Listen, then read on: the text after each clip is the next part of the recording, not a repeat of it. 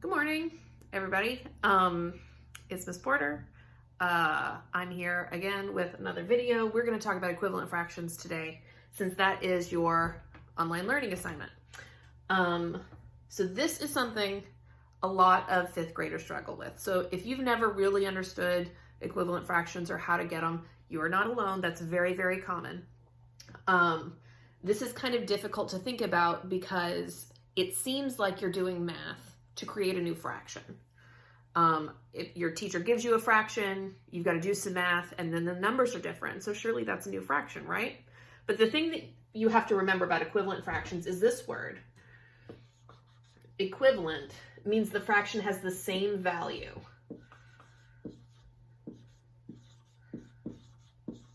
as the first fraction. Okay, this would be kind of like if your mom gave you a dollar bill, okay, and then she gave your brother 4 quarters. Who has more money? Well, that's the same amount of money, right? If you have $1 bill and somebody else has 4 quarters, those look a little different, and of course those numbers are different, but if you're a smart, savvy mathematician, you know you guys have the same amount of money, okay? A $1 bill and 4 quarters, that's the same value. Nobody has more money, that's the same. That's equivalent, okay? So this is kind of the same thing with fractions. If we think about fractions, fractions are a part of a whole, okay? So think about when the delivery guy comes to your house and gives you the pizza box and says, here you go, here's your pizza. Or maybe, you know, in these times, they just leave it on the porch. But if somebody gives you a pizza, say, here you go, here's your pizza, you expect that pizza to be complete. One whole pizza, right? Ooh, there's my pizza. It kind of looks like a cookie. Ooh, this is one whole pizza, okay? Pretend. So if somebody gives you a whole pizza, that's all the pizza. You have a complete whole pizza. 100% of that pizza is there. Or we could say, look at how many pieces there are. If I just do like that, there are 4 pieces. I sliced them up in my pretend situation. So this would be, we have all 4 out of 4 pieces. And if you remember way back in the Wayback Machine when we had our fraction unit, this is 4 out of 4 possible pieces, okay? So if they were lazy, they just cut it into 4 gigantic pieces. That's what I kind of do at home. I'm just gonna make it easy. So if you have all 4, the numerator tells you how many you have.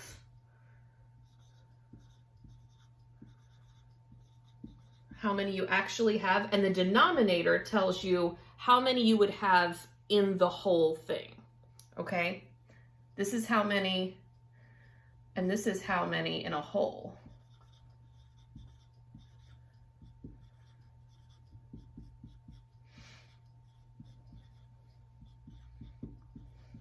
Whole pizza or cookie or whatever it is, okay? So we've got 4 out of 4. Now, if somebody comes in and says, I love pizza, please, can I have 1 slice of pizza? You say, sure, you can have a slice of pizza, and then they eat this piece of pizza. Now, how many have you got? You've got 3. Oh, my marker's not working. This would be 3 out of 4. Do you see how that number changed? Okay, because we only have 3. One of them got eaten. But that didn't change the denominator. Still, there would be 4 pieces in a whole pizza pie, right? Now, what if I took each one of these pieces of pizza and said, they're too big? This is crazy. We're going to cut every piece of this pizza in half, okay? So I'm going to chop it, chop, chop, aha. Now how many pieces are there? They're smaller pieces, but how many are there now? There's 1, 2, 3, 4, 5, 6, and there should be 7/8 here if they hadn't been eaten. So now my denominator would be 8 because there's 8 possible pieces in the whole pizza, but we don't have all of them. These 2 smaller pieces got eaten. So we have 1, 2, 3, 4, 5, 6 pieces of pizza because we chopped them in half. I didn't create more pizza. The pizza is the same amount of pizza. It's just that we made the pieces of pizza smaller so that we've got 6 out of 8. And these 2 fractions are equivalent because they show the same value, right? If you have one of these big 4ths, you would have the same amount of pizza if somebody had 2 of the smaller 8ths, because the 2 pieces are just 1 piece that we chopped in half. Does that make sense? There's no way for me to tell. Okay, so one way, if you look at these fractions, you can always draw a picture, okay? 5th graders, I know you're going into 6th grade. I know you're middle schoolers now. I know you're too big and bad, but it is always okay to draw a picture of your math thinking, okay? Adults do that, right? Full adults, full grown people, grandmas, grandpas. It is so much easier to think about math when you have a picture of it in your brain than just a bunch of crazy numbers doing stuff that it's hard to see. You can always draw a picture of it. But in your work today, there aren't a ton of pictures. I did put some pizza in there because pizza's great. But if you just look at these numbers without the picture, 3/4 and 6/8, you might notice a pattern. Uh-oh, somebody's emailing me. Okay. Look at what happens. 3 turning into 6, 4 turning into 8. If you notice, the thing that really happens here, oh, you can't see that. The thing that happens here is it gets doubled. 3 gets doubled and turns into 6. 4 gets doubled and turned into 8. That's actually what happened because I doubled all the pieces when I chopped them in half.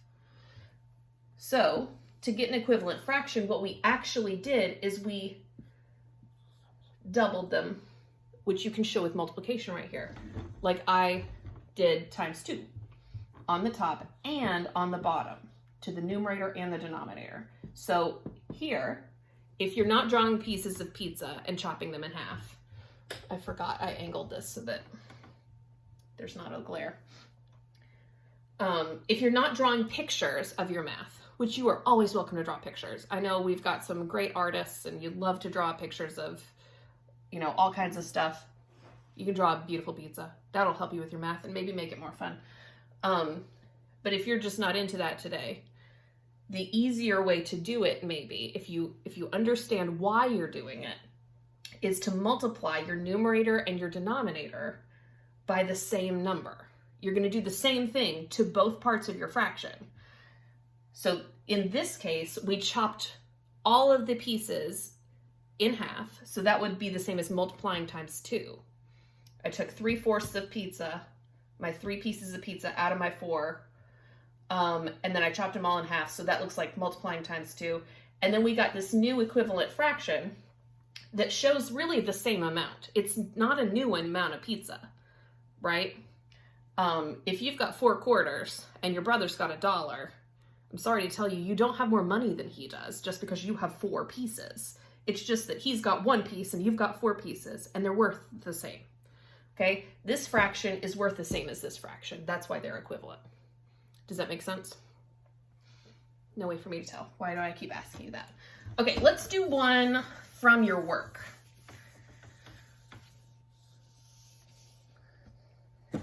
And let me go see what that is. Okay.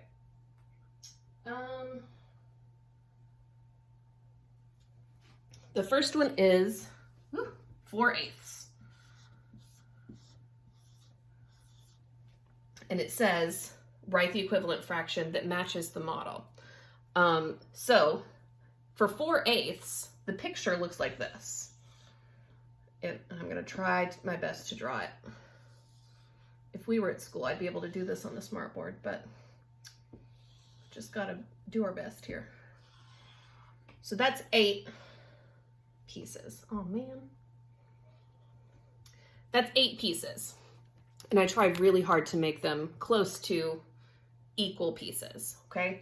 Because in our whole, we know we've got 8 pieces because that's what the denominator says. That's how many pieces are in the whole thing. But we don't have all the pieces to this. We only have 4 of them, okay? So let's hope this works. That doesn't work. I don't know who's been stealing my markers. Okay, this one's gone. This one's gone. This one's gone. And this one's gone. Okay, so this, if we're pretending that it's a pizza, the green pieces are gone. They have been eaten and devoured, and we still have, I'm putting pepperonis on these. You can imagine your favorite kind of pizza.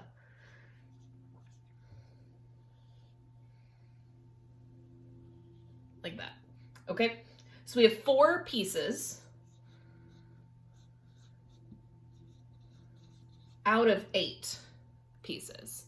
And that out of 8 tells us what size the pieces that we have are. All of these pieces are 1/8. Here's an 1/8. Here's an 1/8. Here's an 1/8. Here's another 1/8. And when we put them all together, 1/8 and 1/8 and 1/8 and 1/8, we put them all together, it becomes 4/8. Because you have 4 of those pieces. Okay. So then on your work, it says, okay, what's the equivalent fraction that matches this model? Okay. Now automatically, I can already figure out what the new denominator is going to be because that's how many pieces would be in the whole. Okay. How many pieces, how many pieces are in the whole thing of this new model? 4. And that's why that's the denominator. Now, if we look at this, we've got to figure out 4 and 8.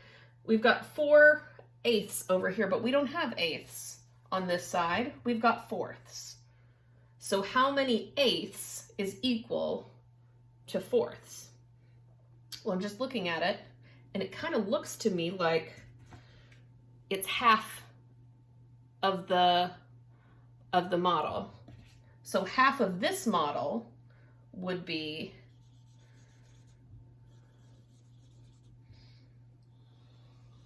like this. Do you agree? That this one's half and this one's half? Here we have half of a pizza. Here we have half of a pizza. So that would be, here's 1/4, here's another 1/4, and we put them together. This is 2/4. And that makes sense to me. I do think that that's the right answer because this is not being multiplied by 2, it's being divided by 2. 4 divided by 2 is 2, 8 divided by 2 is 4. So the same thing is happening to the numerator and the denominator, which helps me check my work. So there's my first equivalent fraction. 2/4 is equivalent to 4/8. It's also equivalent to 1/2. It's the same thing. It's the same value. If I said, give me half of that pizza, even if you're looking at this pizza, you would go, okay, well, half of this pizza would be 4 of them. Half of this pizza would be 2 of them. You know, you could draw a pizza with 100 pieces. They'd be really skinny, but half of a pizza with 100 pieces, what's half of 100? Half of 100 would be 50. So it would be 50 out of 100 would also be equivalent to these fractions because they have the same value. Okay. So the main thing to do when you're looking at these, look at the models, of course, or draw your own models, but you need to make sure that whatever's happening to that first fraction, if it's divide by 2, in the last example it was multiply by 2, it's not always 2, but you are always, always, always doing the same thing to the numerator and the denominator. It has to match to make sure that you are on the right path, okay? You can also look at the models. Every problem that you have today has an illustration. and has a model of those fractions, look at those fractions and see how many pieces are equal in the second model to the first model. That's what you're looking at. How many pieces here are equal? Well, if I'm looking at this one, it would be 2 pieces are equal to what's going on over here. Make sense? I hope so. All right. Ooh, this is 15 minutes. Yikes. Okay. All right, that's all I'm going to do for equivalent fractions today. Let me know if you need any help with your work. Please, please, please hit the share button, email it to me. That's how I take attendance and check off your work and how we're going to do, that's how we're doing school now. So please send it an email to me. There's light. Please send it in an email to me. And if you need help, then we can do a video chat or FaceTime kind of thing through your Chromebooks, and we'll get it figured out for you. So you're not by yourself. You're not on your own. If you need my help, I'm happy to help you. Okay? Just let me know. Send me an email. Okay? I miss you guys. Whew, bright. All right. See you later.